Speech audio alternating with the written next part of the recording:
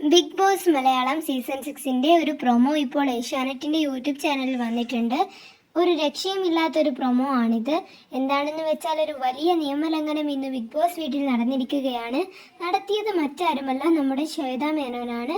അതായത് ശ്വേത പവർ റൂമിൽ കയറിയിരിക്കുന്നു.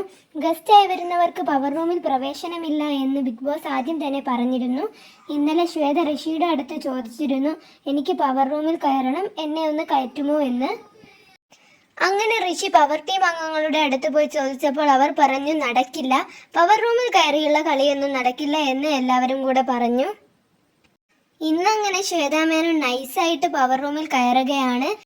എന്തായാലും ആദ്യം ബിഗ് ബോസ് വീട്ടിലേക്ക് ഗസ്റ്റായി എത്തിയ സാബുവിനേക്കാളും നല്ല നല്ല കണ്ടന്റുകൾ ഉണ്ടാക്കാൻ ശ്വേതക്ക് കഴിയുന്നുണ്ട്. ഈ ഒരു പ്രൊമോ കാണാൻ നല്ല രസമുണ്ടായിരുന്നു. ലാലേട്ടൻ്റെ ഒരു പാട്ടൊക്കെ വെച്ചിട്ടുള്ള ഒരു പ്രൊമോ ആയിരുന്നു. എന്തായാലും അടിപൊളി.